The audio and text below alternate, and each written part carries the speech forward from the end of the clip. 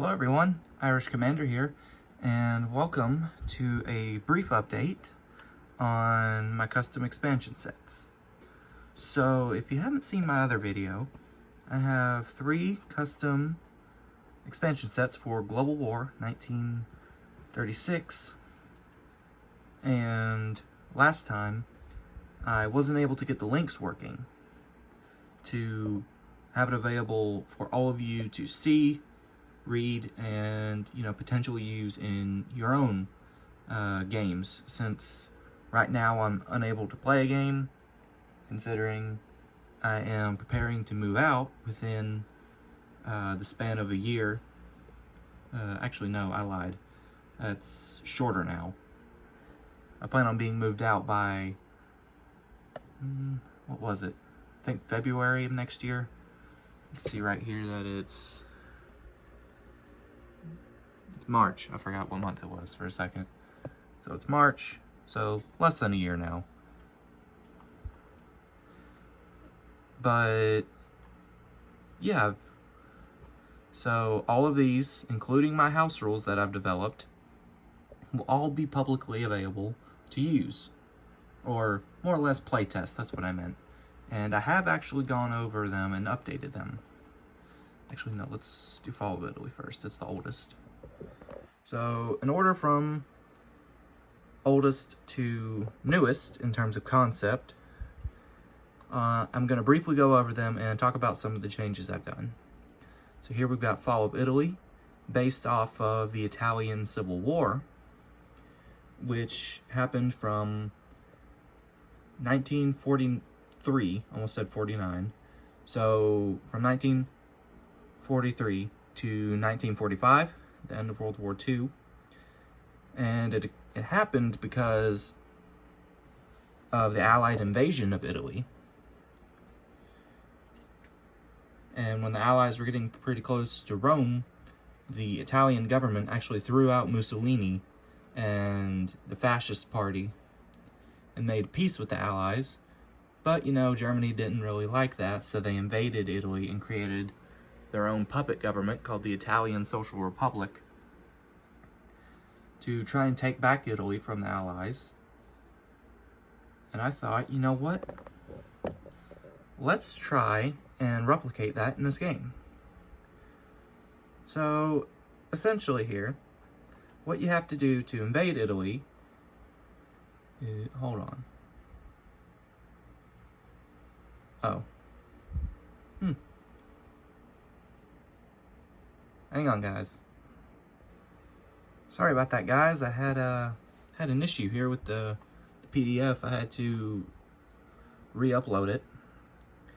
So continuing off where I left, in order to collapse Italy, you must, as the Allies, it doesn't matter which one or who controls what, but as long as you control every Italian mainland or homeland territory south of Rome, then Italy will collapse into the 2 governments. So you'll have the Italian Social Republic controlling Rome and northern Italy, and then you'll have the Italian Republic gaining control over the rest of Italy. So that'll be counting the Italian mainland, Sicily, Sardinia, and the former Italian colonies, if they aren't already under the control of the Allies, or maybe the Soviet Union if you're having a wild game. And the military will also be split. The economy will change for both nations. And the overall goal of this expansion is to reunite Italy, which, should be fairly obvious by it being a civil war. And once you do that, as either faction, it doesn't particularly matter, whichever side wins will become Italy again. Well, they'll become the true Italian government, and they'll have access to everything that the previous Italian government did. So they'll have access to the full income of Italy, whatever it used to be. They'll have access to all the technology, which is, you know, pretty helpful there. So it's kind of like France in that aspect. Whatever technology you have researched, if you happen to become a major power again, you will regain access to it. So that's pretty cool. And then I've also brought in an option to have the Soviet Union get involved, since, you know, there's not a whole lot of options for them to do something here. So that's that. Coming over here to the second oldest or second youngest expansion, whichever you want to call it, we have Poland Fights Back, which, if you didn't guess by the name, is an expansion set about Poland. And you can see here we have all kinds of options for Poland now, such as new opportunities to gain new militia. Poland actually having an income now, although it's only 3, it'll actually go up for every territory that Germany conquers. This includes annexing Austria, Czechoslovakia, you know, Hungary, Romania, that kind of stuff, that counts. And then Poland will be controlled by America instead of Britain. And, oh, this part's really cool. It's not exactly historically accurate, but I thought I'd throw it in just to have a little bit of fun. So, Ukraine and Belarus, you know, they are republics within the Soviet Union, essentially occupied by the Soviet Union. However, since Poland not liking the Soviet Union is going to cause a little bit of trouble in those territories. So every round that Poland is independent, a freedom fighter, which is essentially a partisan, will become active in those territories. And if they form a militia, then these territories will no longer be controlled by the Soviet Union. Alright, and I'll just scroll down here. You can see all the territories. Now, it doesn't matter. Now, Belarus only has 1 territory, so they'll obviously get control of that and be independent. However, Ukraine, you can see that they'll have 5. So it doesn't matter which one gains independence. Just so long as one of them exists on the board as an independent Ukraine, then Ukraine is effectively an independent nation. Which, like I said earlier, the longer Poland is independent, each round a new territory will rise up depending on the roll of the dice. So let's say if Kyiv was an independent city-state and Poland rolled a 1, then that would mean Western Ukraine, if they succeeded in gaining control over that territory, then Western Ukraine would join up with Kyiv and become the same country. So that's clearing up that. And obviously, I don't anticipate Poland lasting that long, even with this expansion. So I've added the Warsaw Uprising in. So if you're unfamiliar with the Warsaw Uprising was essentially an attempt by the Polish people to forcibly retake control of their capital city. Unfortunately, in real life, this didn't work, and this almost resulted in Warsaw being wiped off the map, literally. But in this expansion, the Polish people actually have a chance. So it's kind of like with fascist Croatia at war, where you have partisans. Now, they will use separate markers, but effectively they are partisans. So if you're familiar with how they work, then you'll know how the Warsaw Uprising will occur. You can see we got the flag that was used during the Warsaw Uprising. Pretty neat. And, oh, that's Italy.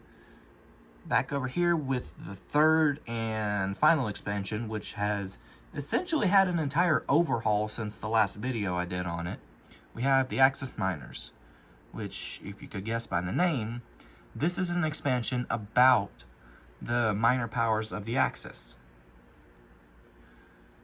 So if we scroll down here, you can see we have all kinds of stuff changing before it even forms, such as Czechoslovakia being split differently, Slovakia actually becoming an independent nation under Germany's influence, of course, Bohemia potentially not becoming a part of Germany. However, I will say that all the stuff that goes down internationally with the British and French gaining income from the Anschluss of the two nations, or single nation I meant, will still occur. So, and the German income will go up, as per usual. So, no big changes there. And you can see here, we got the rise of I can't speak today, people. We got the rise of fascism. There we go, finally got it out. We will have that happening in Hungary and Romania. Germany can pay money to cause the fascist extremists to come into power. And that needs to happen in order for the Axis miners to form. And then we've got it continued over here. You can see we can have it happen in Bulgaria and Yugoslavia as well. Bulgaria, more likely than Yugoslavia to happen. And then there's actually a little bonus down here if it happens with Bulgaria.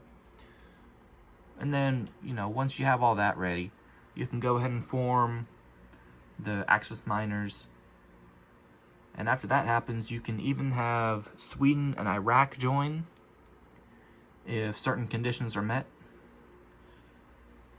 So that's interesting. And then you've got, the income right here, control of the nation, and the usage of it. And finally down here we have the potential end of the Axis miners, with, if you couldn't guess, the Soviet Union being the cause of all that. So if they invade Romania, that causes the whole thing to fall apart.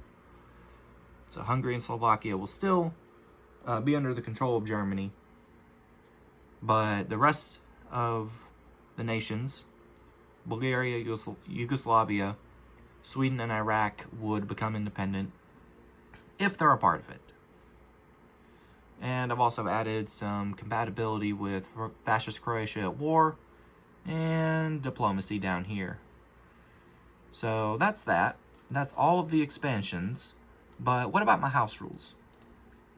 Well, we'll come back over here, and I'm just going to let you guys look at this yourself.